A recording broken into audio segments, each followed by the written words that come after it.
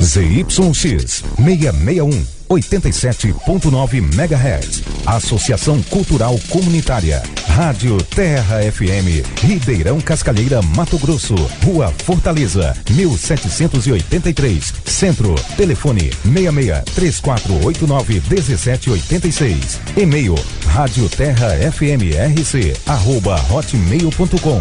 Site www.radioterrafmrc.in. Uma emissora do Sistema Comunitário de Rádio.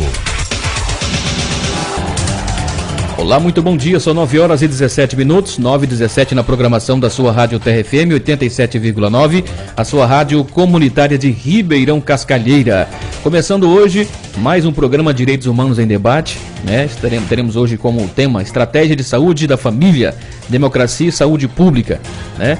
Conversamos hoje Direitos Humanos em Debate, é um projeto do Ministério Público Estadual, em parceria com a Rádio Terra FM, que visa levar informações à população acerca de seus direitos mais importantes. Visa aproximar a população de um ideal de cidadania, de justiça, de concretização do que entendemos como uma vida boa, ou pelo menos uma vida digna.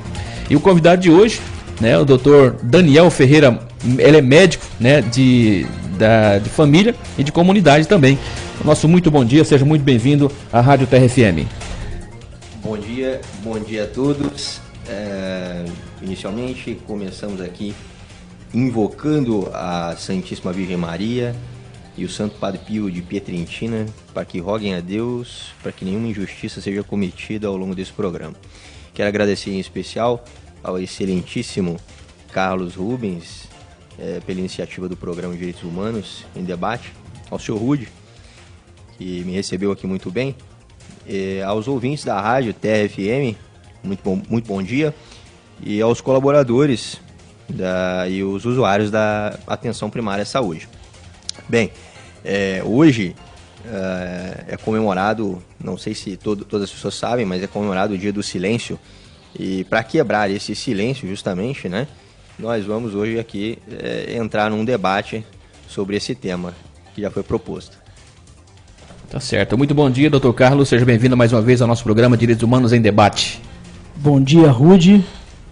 Tá me ouvindo? Tá ouvindo bem o microfone hoje? Perfeitamente, perfeitamente. Então tá bom. Bom dia, Rude. Bom dia, ouvintes da Rádio Terra FM. Bom dia, nosso convidado de hoje, Dr. Daniel Ferreira. Eu tive a honra aí de conhecer recentemente e agora a gente tá estreitando laços aí, gerando redes, criando redes, né? Que é um dos nossos objetivos, né? Criar redes de apoio aí. Eu não sabia dessa Dia do Silêncio, para mim isso é uma novidade. Gostei, vou procurar saber. Bem, a gente sempre começa com uma música, né? E a música de abertura de hoje vem de Minas. Eu sempre tento escolher algo e eventualmente a gente busca as nossas raízes, né? De onde a gente vem. E essa veio de Minas Gerais, do meu estado. A música aí do Loborges, do Fernando Brant, que são representantes aí do famoso Clube da Esquina, que teve uns expoentes aí da música mineira, né? E essa música chama Paisagem na Janela. E ela fala de várias figuras representadas aí de aparições bem folclóricas e bem distintas mesmo. E ela criou o famoso quarto de dormir, que ou pelo menos deveria ser, o espaço onde a gente se afasta dessa correria do mundo, né? É até interessante pensar isso em silêncio, né? Não tinha nem ido para esse lado. O quarto de dormir é aquela pausa que a gente tem para descansar, refletir, o famoso lamber as feridas mesmo, né? É aquele local de contemplação, de faxina mental, de sossego. Na música ele falava assim: dessas cores mórbidas, desses homens sórdidos, desse temporal. Mas você não escutou. E complementa: você não quer escutar, mas isso é tão normal. Daí, será que a sociedade vem ouvindo o chamado aí dos mensageiros naturais que a música aí nos clama? Quem seriam esses mensageiros naturais? Isso seria simplesmente o que vem da terra, da chuva? Não sei. É algo pra gente pensar. E a minha conclusão que a gente tem sobre isso tudo é que a gente foi realmente avisado de muita coisa. É honesto admitir que a gente não escuta muita gente. A gente se guia muito pelo nosso onde nosso nariz aponta. E a gente esquece de refletir, de ver tudo, de ler os dois lados. Hoje a gente conversou sobre isso, sobre ler os dois lados da história. E nessa semana a gente perdeu aí o Aldir Blanc, que foi um cantor, escritor. Ele faleceu aí diante do coronavírus. E ele escreveu uma frase, um textinho que era: mas sei que uma dor assim pungente, ou seja, aquela dor forte, né?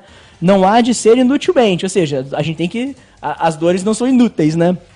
A esperança dança na corda bamba de sombrinha, e em cada passo dessa linha pode se machucar. O que eu tiro disso? A esperança está sempre correndo risco. A gente tem que juntar o que disse os cantores mineiros ali sobre a paisagem da janela, sobre toda essa questão de esperança e de ouvir os mensageiros naturais e não deixar nossa esperança tombar. Porque se a gente der bobeira, se a gente não vigiar muito, a esperança vai-se embora e a vida segue como sempre seguiu aí no automático. Então, discutir direitos humanos é por aí, sabe? Maravilha, belíssimas palavras, né, para você refletir na manhã desta quinta-feira.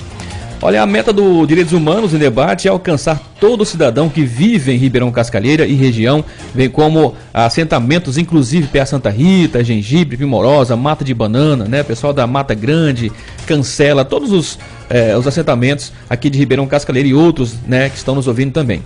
Assim podemos fazer com que as pessoas de toda a nossa região possam refletir e tirar suas próprias conclusões sobre os temas que afetam o nosso dia a dia. Sim, Rudy, o que seriam direitos humanos? Agora a gente não começa todos os programas assim, que a gente já pressupõe que as pessoas já estão nos ouvindo, né? E as pessoas já nos ouvem constantemente. Algumas pessoas já sabem, eu já sei que estão ouvindo sempre, né? Então, para não ser repetitivo, a gente está fazendo isso agora, programa sim, programa não. Mas direitos humanos são todas garantias dadas ao cidadão. Não interessa se é homem, se é mulher, se é um adulto, se é uma criança, se ele é um criminoso preso, se ele é um criminoso solto, se ele é não interessa, se ele é um homem de bem, um cidadão de bem. Direitos humanos alcançam todas as pessoas, são conquistas históricas. Nunca confundir com direitos simplesmente de presos, de criminosos, tem nada a ver com isso. São os direitos fundamentais, essenciais, aqueles mais importantes da sociedade, que dão origem aos demais direitos. E é muito importante que cada um assuma a sua responsabilidade aí como cidadão, como sujeito de direitos e de obrigações. Maravilha, vamos então ao programa de hoje? Tema do dia, Estratégia de Saúde da Família, Democracia e Saúde Pública. Temos hoje como convidado o Dr. Daniel Ferreira, médico de família e comunidade. Primeiramente, conte-nos o que é ser médico, né, de família e de comunidade. Mais uma vez, seja muito bem-vindo à Rádio Terra FM. Bem, na verdade, há aproximadamente um ano atrás eu tive uma espécie de palestra, uma convenção, onde estavam lá presentes algumas personalidades ilustres, né? O ministro da Saúde, que foi então destituído, o Luiz Henrique Mandetta, e daí surgiu uma frase lá do coordenador, de diretor, na verdade, de programas de Secretaria de Atenção Primária à Saúde do Ministério da Saúde. Ele disse o seguinte: a medicina de saúde da família e comunidade é a mais fácil de se fazer errado. E aquilo para mim me tocou no meu coração e a partir dali eu comecei a internalizar aquela informação e fui pesquisar para saber do que ele estava se referindo. Bem, na ocasião foi dito pelo Lucas Wolfman, e depois de certos meses elaborando e lapidando aquela ideia que ficou latente em minha mente e em meu coração, eu confesso a vocês, ouvintes, que eu cheguei numa espécie de 4 eixos fundamentais para descrever o que é ser um médico de família. É óbvio, aqui nós não temos a intenção de esgotar o tema, é uma impressão inicialmente que eu cheguei por essa avaliação, partir desse ponto inicial, e claro, isso pode ser transformado ao longo do tempo. Mas vamos lá, o primeiro eixo, ou o primeiro pilar fundamental para a existência do médico de família e comunidade é o caráter, né?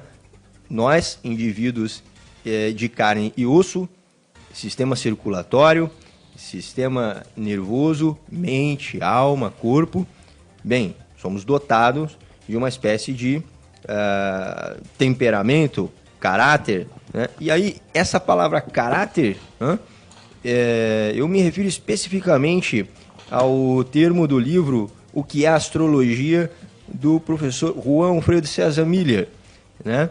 E a uma outra menção ao livro Astrocaracterologia, do Olavo de Carvalho. Bem, esses dois autores é que me deram base para sustentar o que é o caráter. Nesse sentido, eu quero me referir à palavra caráter, certo?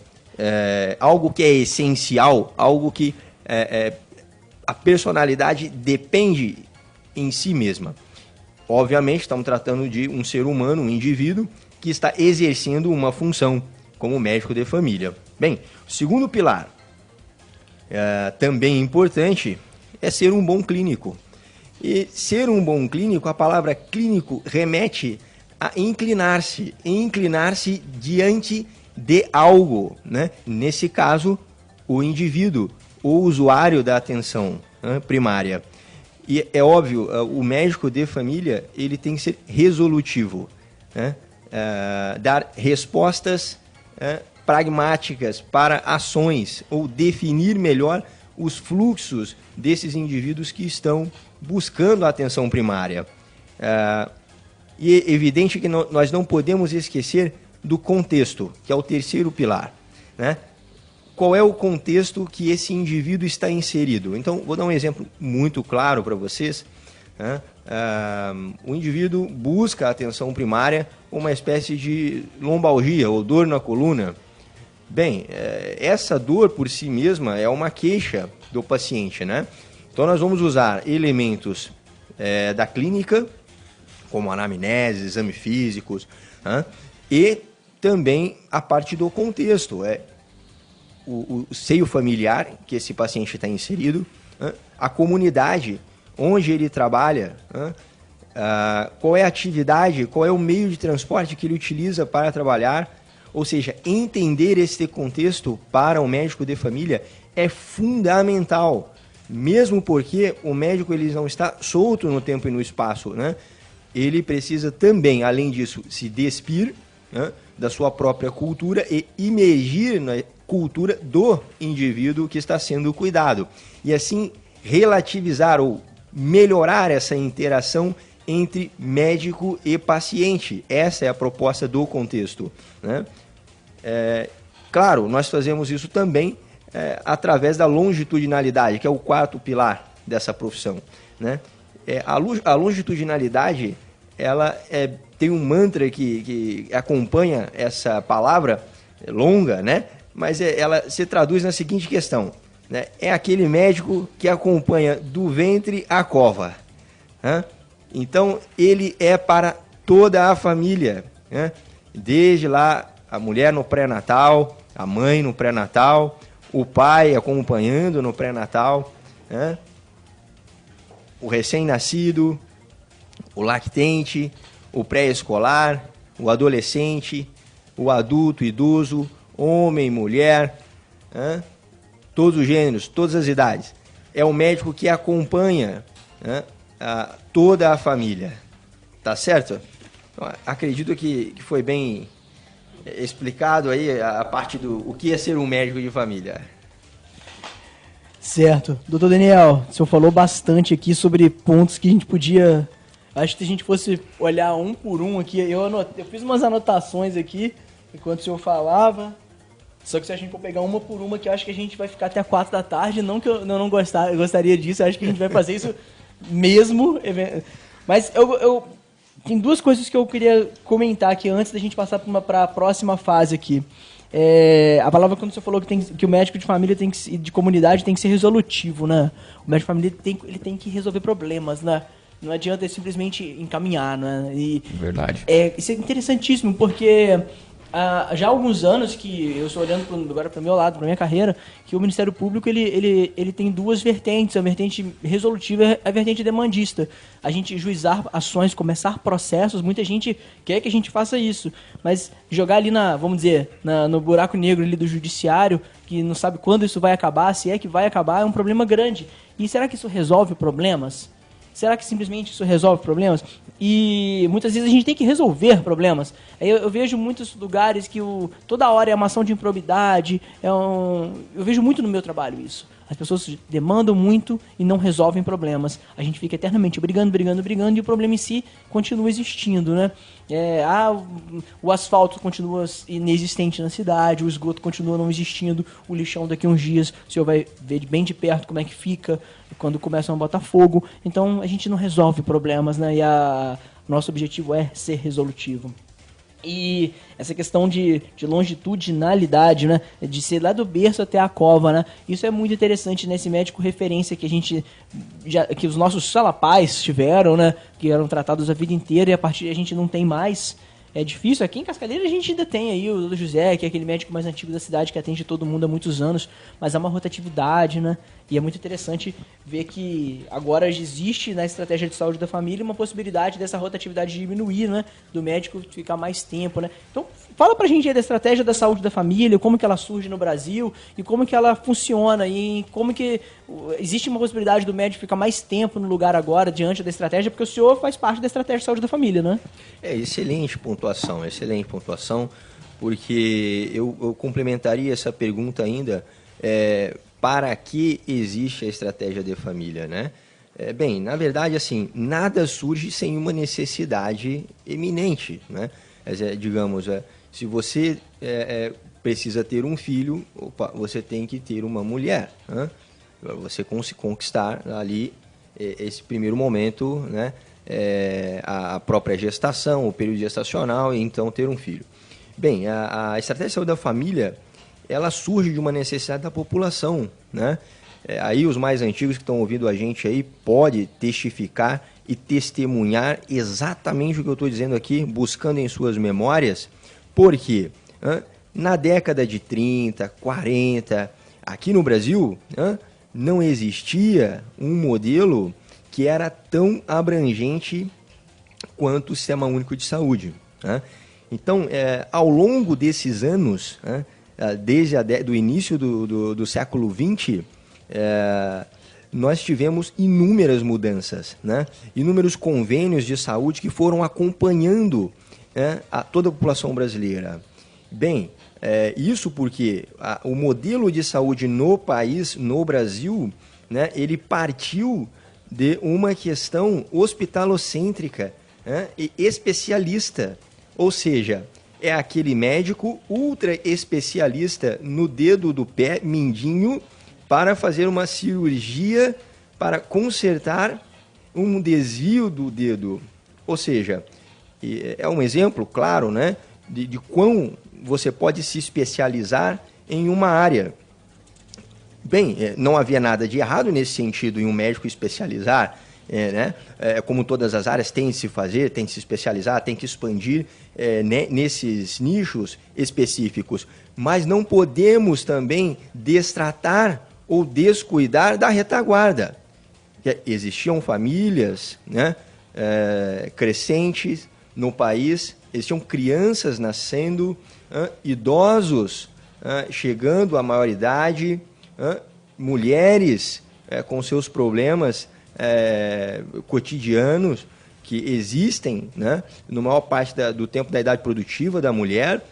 Então, essa saúde do povo brasileiro ficou esquecida ou retardada. E aí começaram a eclodir as doenças epidemiológicas, né, como chagas, malária e por aí vai, né? Sem contar que as doenças crônicas não transmissíveis, quais são essas? A doença do coração, a hipertensão, o diabetes, uma doença metabólica, a doença pulmonar crônica, como o enfisema, no caso do tabagista, vamos agregar aí, tá?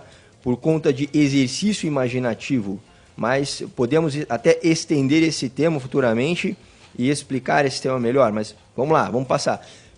As doenças do homem, né, depois dos 50 anos de idade, é premente o homem se preocupar com essa questão do câncer da próstata, a mulher, né, o câncer de mama, câncer do útero, ou seja, essas questões elas ficaram esquecidas no plano de saúde e a população começou a adoecer e a eclodir esses nichos de doença.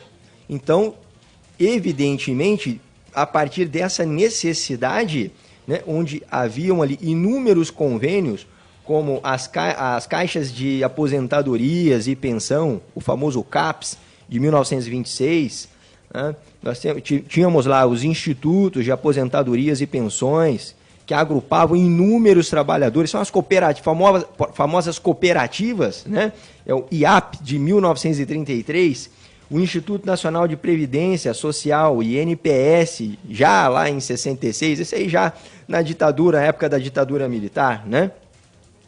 Todos esses modelos eram hospitalocêntricos e especializados, né? Então, ou seja, todo o Ministério da Saúde investia massivamente nas construções de hospitais, clínicas, enquanto que, graças ao bom Deus, existiu lá um grande guerreiro, um grande sanitarista, que é o Sérgio Arouca, e ele começou a ver essas coisas, né, lidando com a própria realidade, e viu a necessidade premente do médico sanitarista.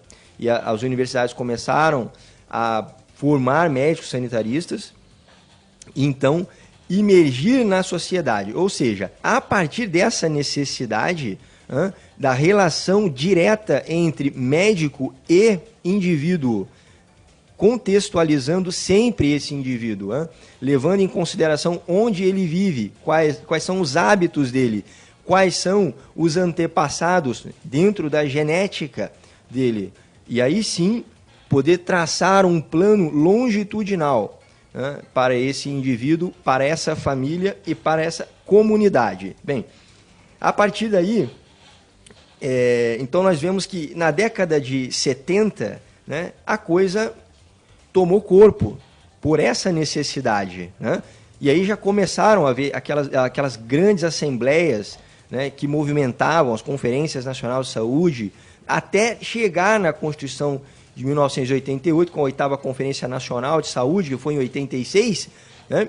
E daí partiu essa necessidade premente da Lei 8.080 de um sistema pujante, né, e com características e as dimensões do gigante impávido pela floresta, aquele gigante que é o Brasil. Obviamente criou-se um sistema único de saúde para todas as pessoas. E a estratégia de saúde e família é muito recente nesse sentido, porque ela surgiu em 1994, com o Programa de Saúde da Família, né, onde tem lá definido já os atores, o médico, preferencialmente o médico de saúde da família e comunidade, o enfermeiro de medicina de comunidade e família, técnicos de enfermagem, agente comunitário de saúde, agente comunitário de endemias. Então, essa composição também faz parte da história, do eixo histórico onde desloca o cuidado do indivíduo, da família, da comunidade ao longo do tempo e do espaço. Eu acho que está bem traduzido. Não vamos falar aqui agora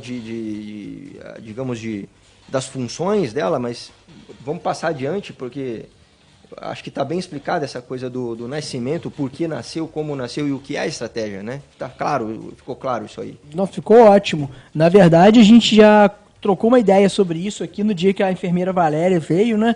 A gente falou do INAMPS, falamos da passagem aí de um sistema seletivo, né, em que só quem contribuía, né, ou seja, quem tinha carteira de trabalho assinada, que tinha acesso a serviços de saúde, né, e como que isso mudou. A gente vai falar da principiologia daqui a pouquinho. Eu preciso comentar as coisas, que é interessantíssimo. O Dr. Daniel cita Sérgio Arouca, né? Sérgio Arouca deu o nome à Escola Nacional de Saúde Pública da Fiocruz, na Fundação Oswaldo Cruz do Rio de Janeiro, que hoje é o principal ponto de informação na questão do coronavírus. Então, para quem está preocupado com o coronavírus, outro dia eu recebo sempre pergunta, será que isso é fake news? A gente fez, doutor Daniel, não sei se sabe, mas a gente já fez 2 programas sobre fake news aqui, a gente faz um compilado aí semanal das fake news mais divulgadas na cidade. Verdade. E a gente divulga elas aqui. Bastante. E contextualiza e junta o argumento científico técnico. E é interessantíssimo que a Fiocruz tem páginas sobre fake news hoje, explicando quais são. E o Sérgio Arouca dá nome à Escola Nacional de Saúde Pública. Eu gosto sempre de falar de educação. Quando a gente fala de educação como um processo. Educação não é simplesmente sentar ali e ver o quadro. Saúde também é um processo, né? É um processo aí, saúde e doença, né? De como que a gente sai de um estado aí ok e se torna pessoas doentes com o passar dos anos, com o passar da vida. E como que isso tudo se dá. E é interessante ver que há formas da gente aí quebrar o ciclo, né, da doença na cidade, da doença como um todo. As pessoas, a maior parte das pessoas, claro, tem a diabetes que é congênita, mas não sei se a expressão é congênita, mas a pessoa já nasce com isso. Mas a maior parte das pessoas adquirem isso, né? São por meio de hábitos, né? Hipertensão, então, é normal. As pessoas ficam hipertensas, né? Obesidade, o excesso de trabalho, série de questões que o doutor no consultório vê isso todo dia, né? Então é interessante a gente lidar não mais nessa questão lógico, se você quebrar um braço, quebrar o dedo mindinho, a gente precisa do especialista em dedo mindinho, né? Mas e como que a gente chega a quebrar os dedos mindinhos, né? Assim, entre aspas, né? Como que a gente chega à necessidade aí do especialista? A gente passa, na maior parte das vezes, por um processo de deteriorização, né, da nossa saúde, vamos deixando. E o doutor fala do contexto também lá atrás, ele falou também do contexto, e isso é interessantíssimo, porque quando a gente, não sei se pode chamar de atributo do Sistema Único de Saúde, mas também da atenção básica, né, que é a participação popular e tal, e isso seria muito também trazer aquele contexto da pessoa, tudo que ele já traz como história, né? E é interessante na região Chavante, né? A gente tem uma região Chavante, e se fala que o índio é imemorial, né? Nem se sabe de quando ele é, né? De quanto tempo ele está aí. E o que a gente apreende do índio, né? O que a gente traz do índio como forma de viver, como cuidado que ele tem um com o outro, a atenção deles? O que a gente traz dele pra gente? A gente não traz nada, tem hora. A gente deixa ele lá e no máximo a FUNAI vai lá cuidar dele. A gente parece que não olha para esse vizinho que está aí.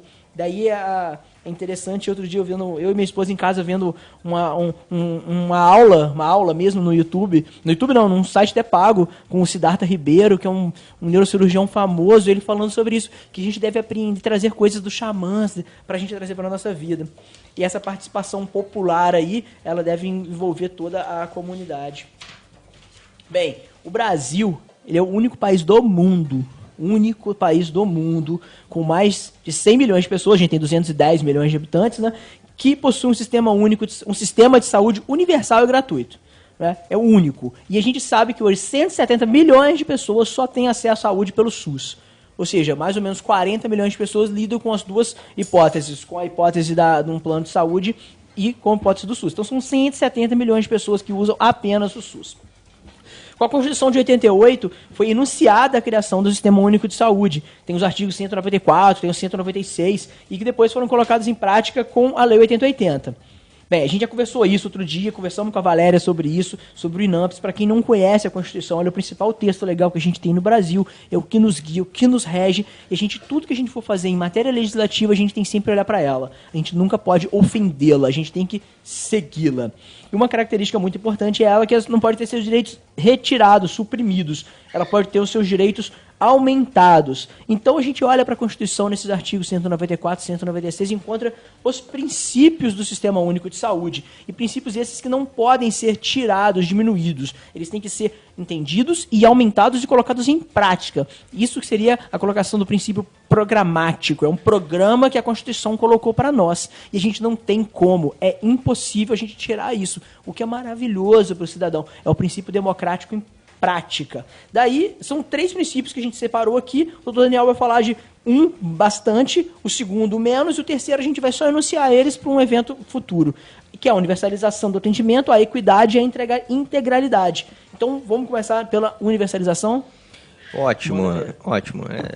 Veja bem, Carlos, é premente também a gente aclarar aqui que esses princípios constitucionais, né, eles estão embasados no Estado. Né? O Estado entendido como a fusão, né, entre sociedade civil e sociedade política, criando aí um Estado ampliado. Isso não é uma definição minha de Estado, é do Antônio Gramsci, um filósofo italiano, o qual ele tem muita influência e muita penetração nas escolas de filosofia aqui do país, do Brasil e de toda a América Latina.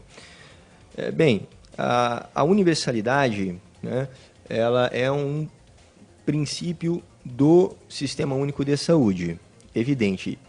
Por ela também acompanhar, né, essa corrente ela migrou como uma espécie de princípio também para a atenção primária. Então, os princípios do Sistema Único de Saúde são também os princípios da atenção primária à saúde, ou da atenção básica à saúde, né? Que a universalidade é aquele ponto que possibilita, né, o acesso universal e contínuo a serviços de saúde de qualidade e de forma resolutiva, ou seja, ele é a porta de entrada, né, do Sistema Único de Saúde. A partir dali, entendendo esse universo, então, por ser único, né, porém, em seu interior diverso, abarcar diversas realidades, diversas modos, diversas etnias, diversas qualidades de pessoas no âmbito social, econômico, né? Por essa abrangência total, né, ela se torna única nesse sentido, né, porque é universal, porque abarca todo esse conceito. Então vem daquele conceito de fato filosófico do número 1. Ele é em si mesmo, contém, abrange e transcende, né? É algo que o ser humano está inserido nele ao mesmo tempo que vai se transformando. Então, essa universalidade é algo que é uma porta de entrada em si, porém, ela abrange todas as necessidades do indivíduo, do usuário de saúde. Então, a lógica que pressupõe um funcionamento é do acolhimento.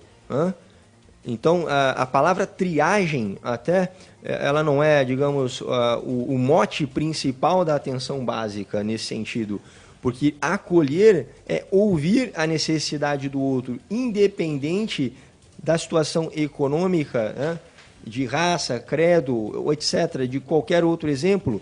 Então, essa absorção de toda a camada social, independente das diferenças, buscando sempre construir laços efetivos com aquela pessoa, de carne e osso, com aquela família, estendendo os laços para, até então, a comunidade. Então aqui, nosso excelentíssimo Nelson Rodrigues cita também, né, qualquer indivíduo é mais importante do que toda a Via Láctea. Ou seja, veja bem, o indivíduo é o centro dessa universalidade, né? É para ele.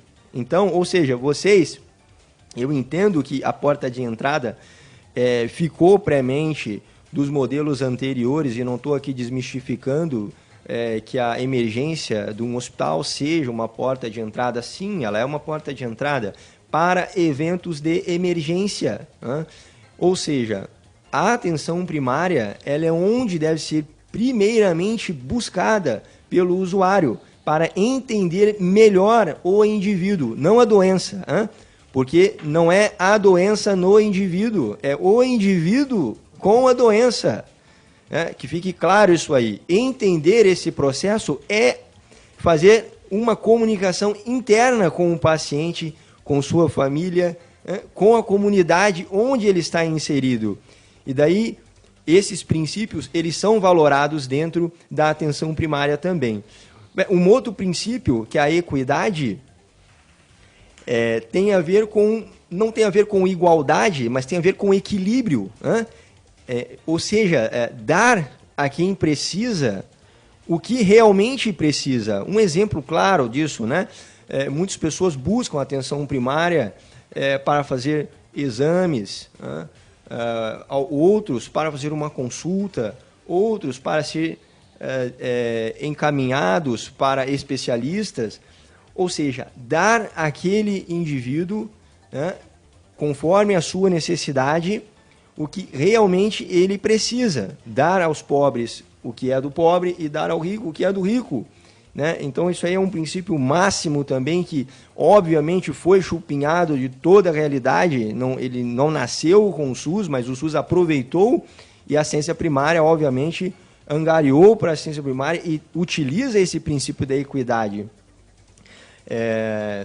O princípio de integralidade, né, é onde a gente consegue, dentro da atenção primária, que, como eu bem disse anteriormente, nós vínhamos de um modelo hospitalocêntrico, especialista, de uma atenção hierárquica, né, em pirâmide, em forma de pirâmide, onde a assistência primária ela se encontrava na base da pirâmide. Né? Então, houve uma reformulação, né, desse contexto, porque se a atenção primária ela é a entrada, né, do indivíduo, né, então o indivíduo que estava no nível terciário, que é o hospital especialista, ele estava no topo dessa pirâmide. Ou seja, ele olhava de uma certa forma descrente, né, e, obviamente, o usuário também deixava de acreditar na assistência primária por esse modelo piramidal, porque há algo que está no ápice ou no topo da pirâmide subentende que é melhor, né? Para todos nós é assim, essa definição. Algo que vem do alto, algo que vem do céu é bom, né? Então, esse modelo ele não está errado, mas ele está ultrapassado, porque de uma forma hierárquica a gente passou para a forma poliárquica de entender esse serviço. O que é essa forma poliárquica dentro da integralidade? Bem, no centro dessa esfera, né, circular, nós temos a assistência primária à saúde.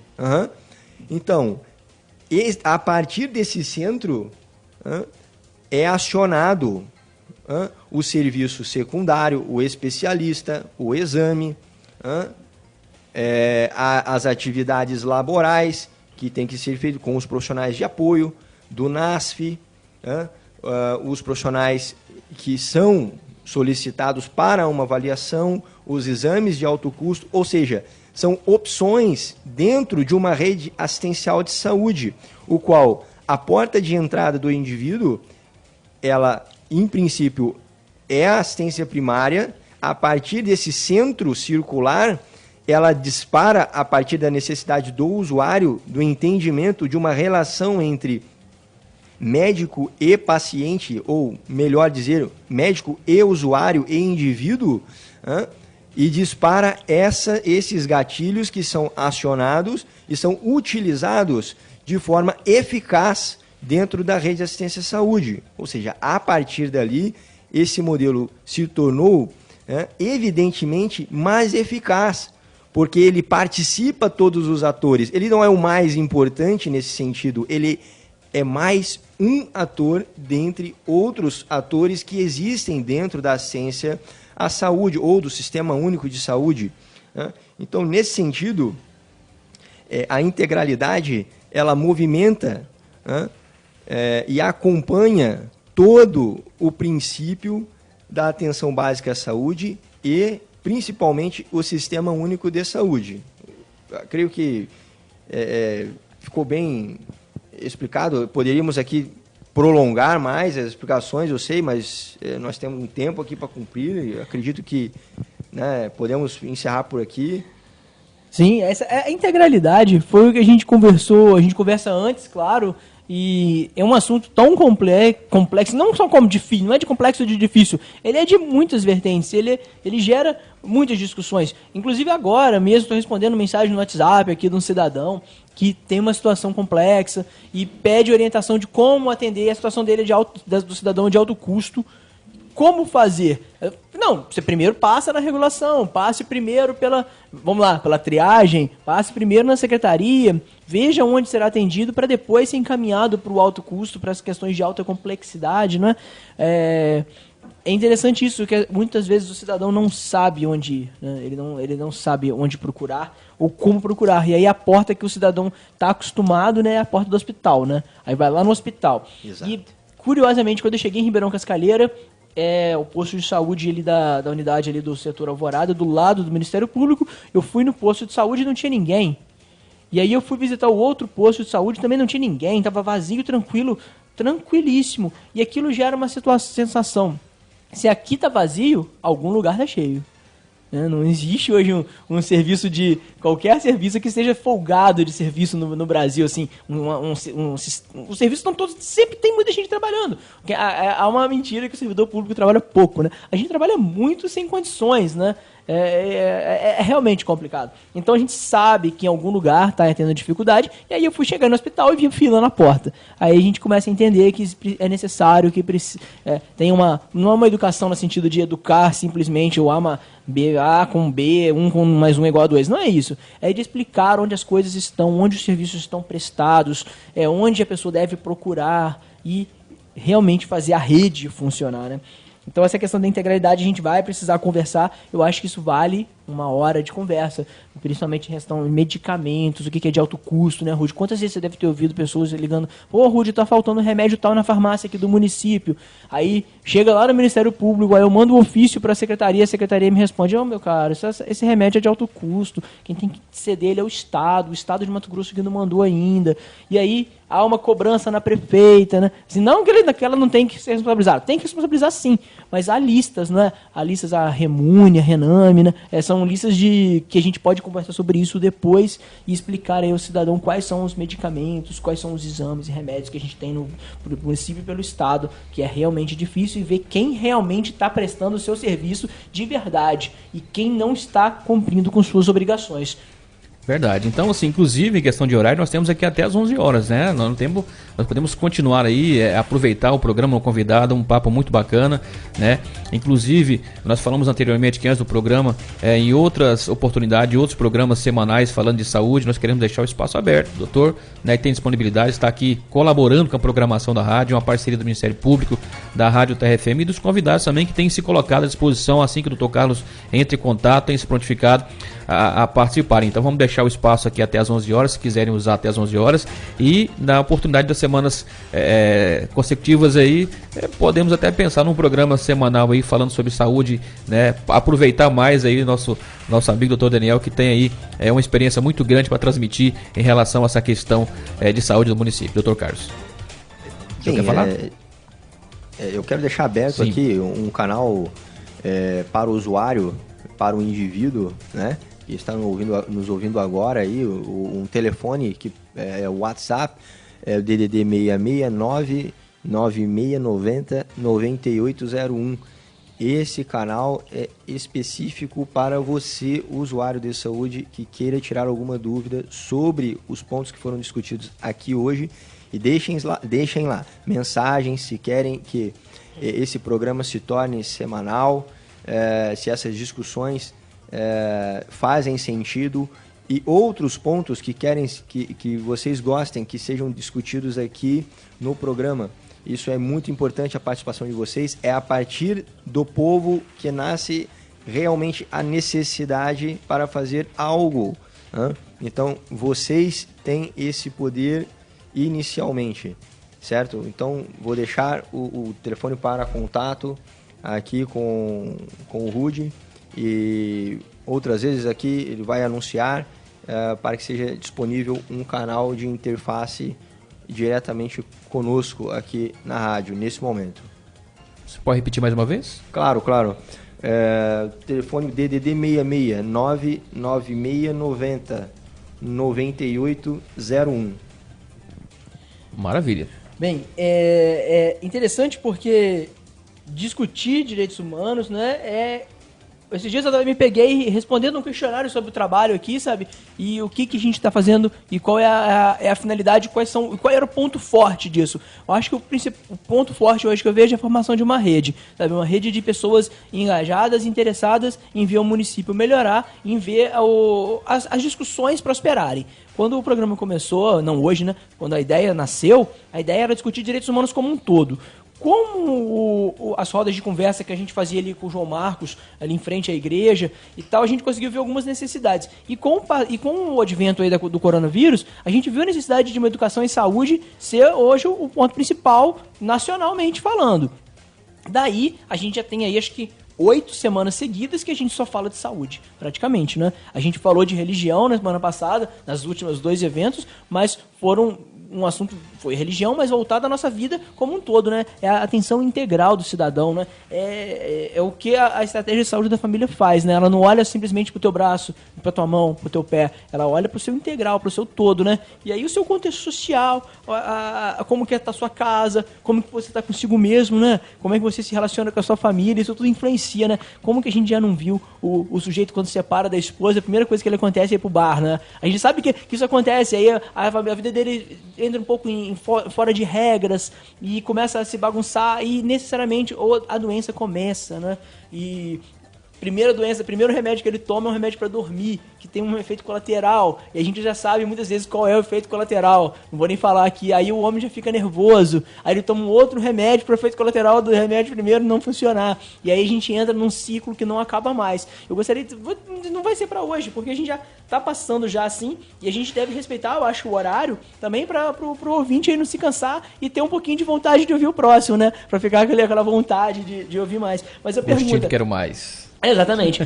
Doutor Daniel, me fala uma coisa, existe estudo que algum remédio, obviamente, que tem pessoas que têm doenças crônicas, precisam tomar remédio a vida inteira, mas não é normal uma pessoa tomar um remédio para dormir ou para acordar a vida inteira, 20, 30 anos, isso é uma coisa surreal, né?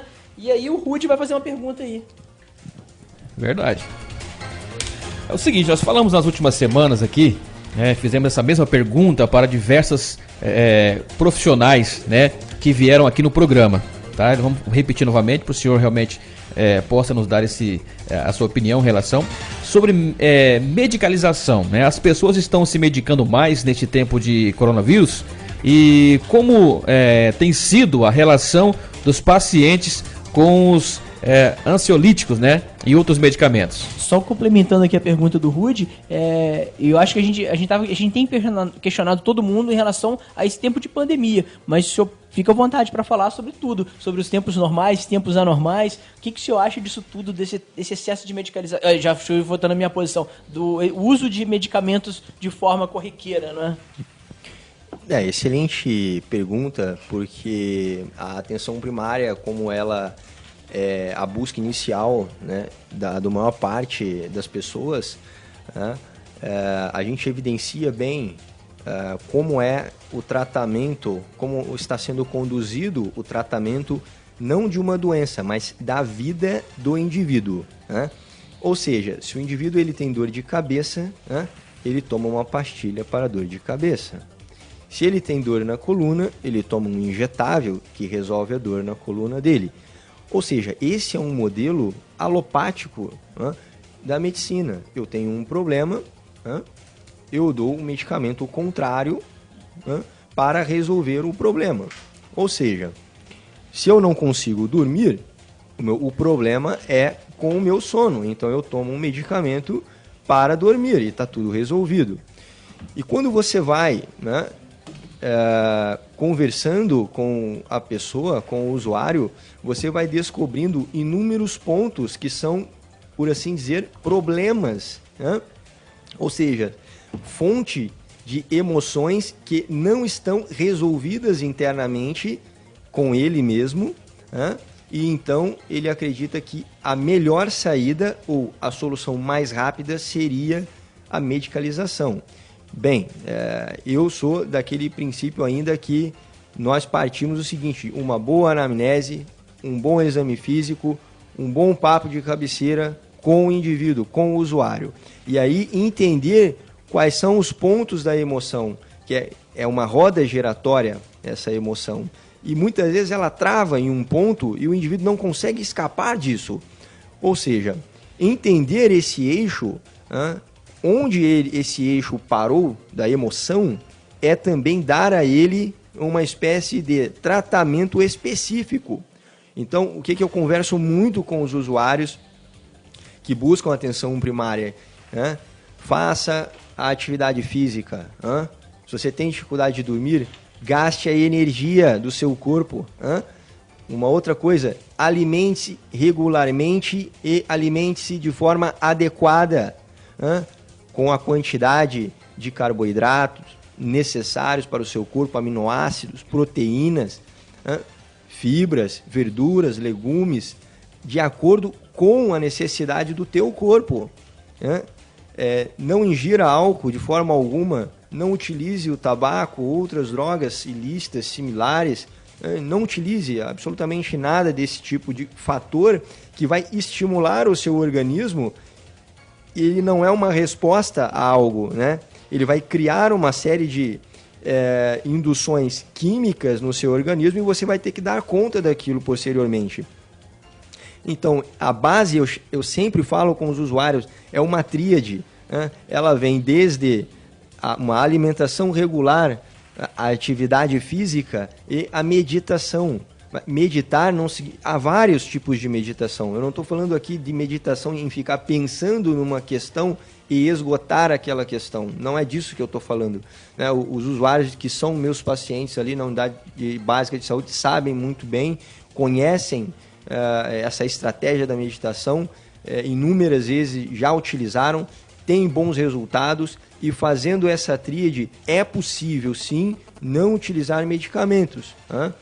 Utilizar de forma equânime essa energia interna do corpo.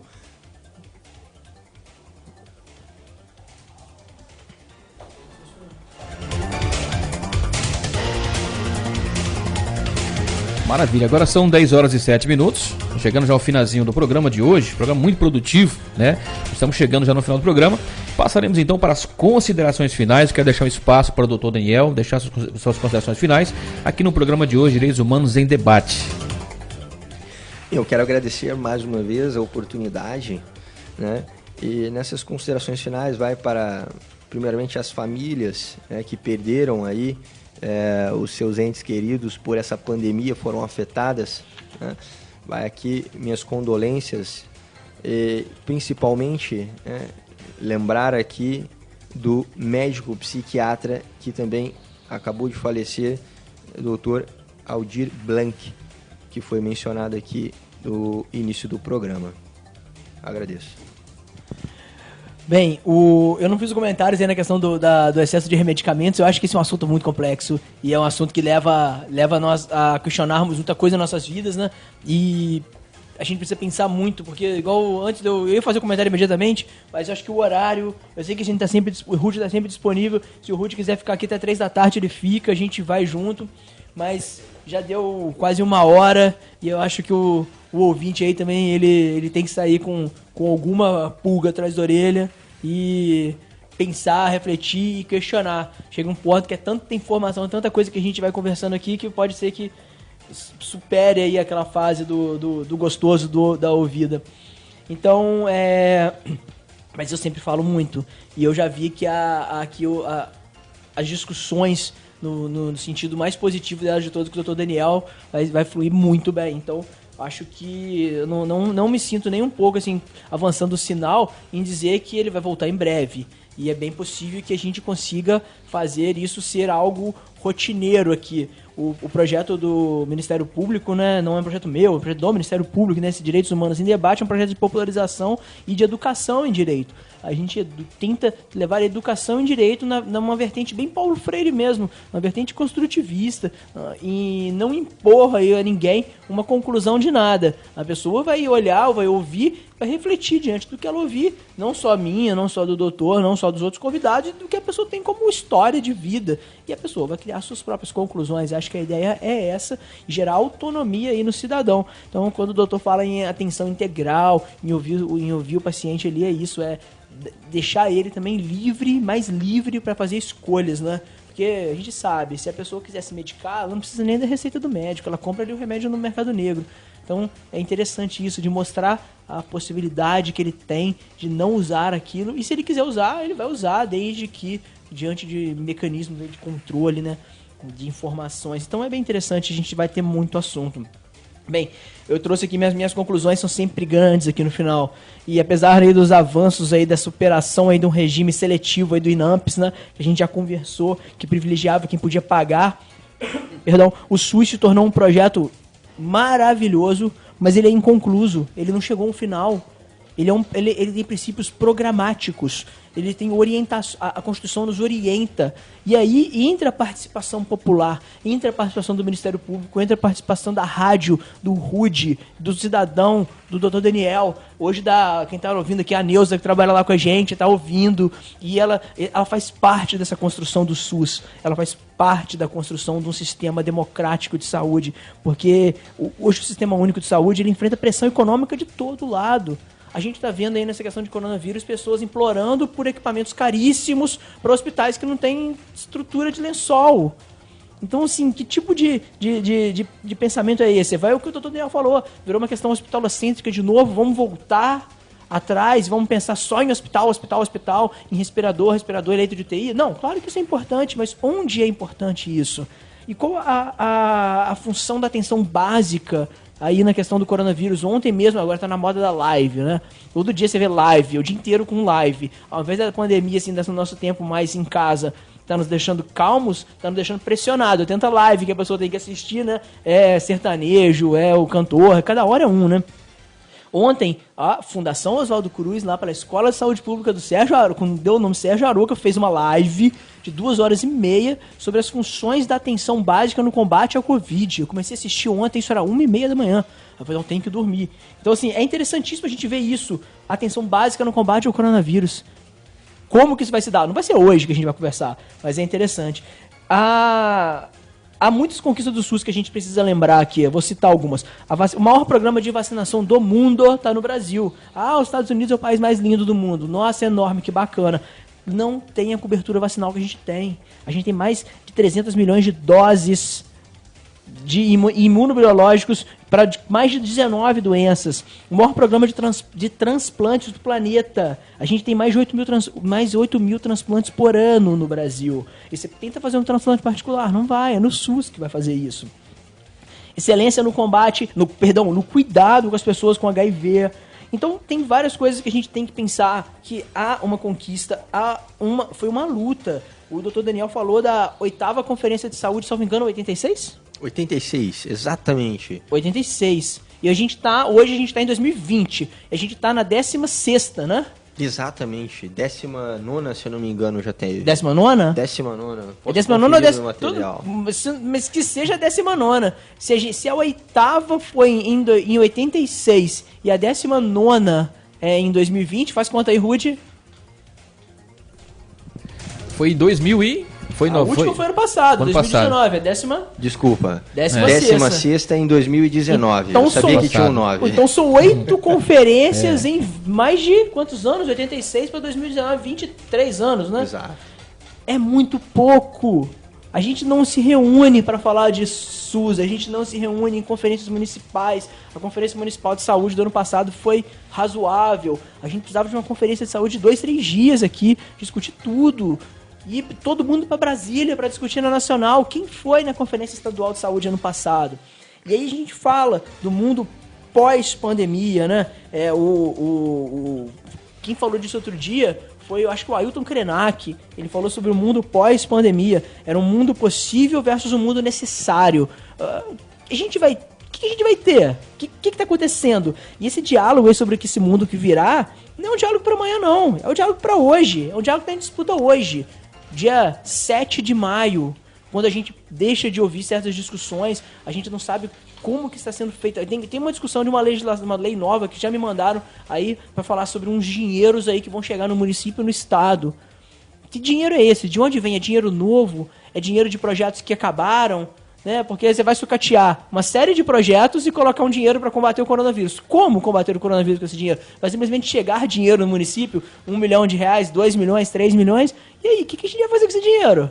O que é necessário? Quem que sabe o que é isso? Porque em ano de eleição municipal, os candidatos à eleição, tanto a prefeita se candidatar a uma reeleição ou os opositores, todo mundo dá pitaco, né? Mas a gente está ouvindo o técnico de saúde?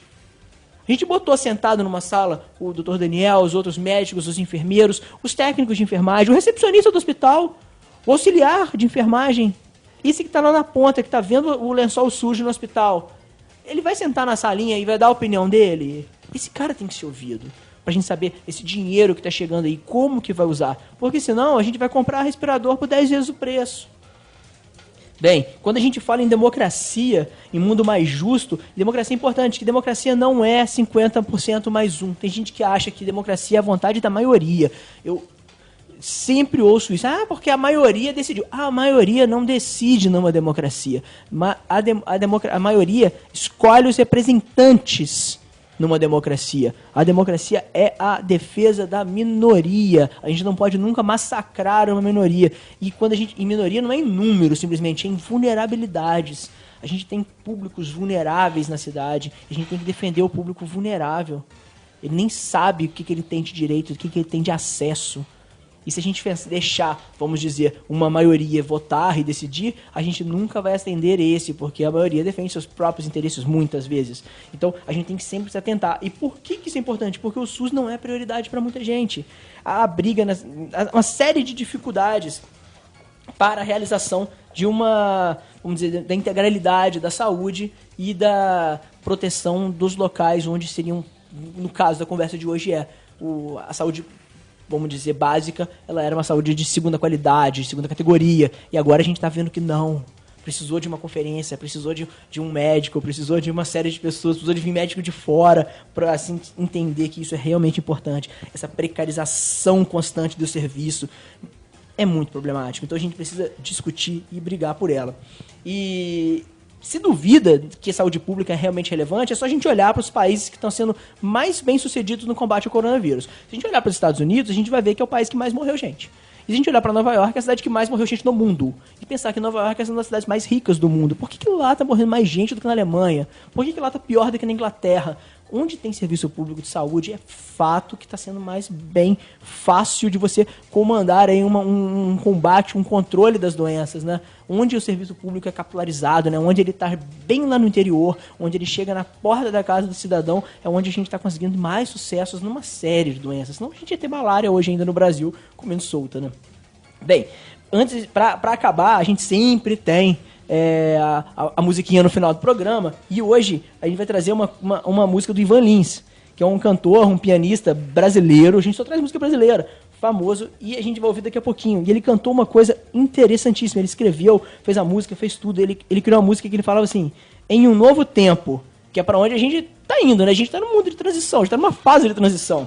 Ele fala assim: apesar dos castigos, apesar dos perigos, da força mais bruta, de toda injustiça, de todos os pecados, de todos os enganos. E aí ele conclui: estamos mais vivos, estamos em cena, estamos na rua, quebrando as algemas, cantando na praça para sobreviver. E assim a gente pega uma mensagem de esperança, que a gente falou lá no início, né? A gente pega uma mensagem de esperança lá do início, do cantor mineiro, do Aldir Blanc também, e agora do Ivan Lins. Mensagem de esperança. A gente vai pegar todo esse tipo de opressão, todo esse tipo de dificuldade que a gente passou para criar um sistema único de saúde, para criar um sistema democrático de saúde, que atenda o mais pobre, que atenda... Porque não adianta nada eu estar bem, se todo mundo em volta da minha casa está ruim. Não adianta nada a minha saúde está perfeita se o meu vizinho está morrendo. Não adianta nada, porque aí a gente vai ficar estressado, vai ficar triste, vai ficar infeliz, e aí necessariamente a gente vai piorar. Quem pensa só em si, vivendo encastelado, sinceramente, não dura muito tempo. Se a gente não olhar para o nosso vizinho, não olhar para o nosso... A vida em comunidade, a vida em sociedade é uma escolha. Quem quer olhar só para si, infelizmente não está vivendo em comunidade. Então vamos pegar essa mensagem e vamos tentar refletir nela e lutar pelo SUS. Lutar pelo Serviço Único de Saúde, lutar pela assistência básica, entender como é que ela funciona. E para a gente lutar por ela, a gente tem que entender como é que ela funciona. E o doutor Daniel vai ajudar a gente aqui. Vai voltar, agora já era, agora é uma imposição. Vai ser um prazer. É um prazer, mas é uma imposição, agora já era. O doutor Daniel, né? É nosso, nos pertence. E aí a gente vai ter com informação, a gente vai poder fazer um sistema de atenção à saúde ao cidadão como um todo em Ribeirão Cascalheira melhor do que ele já é. E sempre melhorando um pouquinho a cada dia. E quem sabe, daqui a alguns meses, daqui a alguns anos, a gente... E curiosamente, só um pequeno... Última coisa, Ju, prometo que eu vou parar. Fique à vontade. Conversei com o pastor Alex, que era pastor da Igreja Batista aqui, final de semana, conversamos Grande muito. Alex. E ele me contou que em 2013, quando ele chegou, a cidade era de um jeito. Ele achava mais sombria até. E agora ele falou que está muito diferente. E a cidade realmente está melhor. Há 2 anos atrás, quando eu cheguei, o sentimento era um. Hoje o sentimento é muito diferente.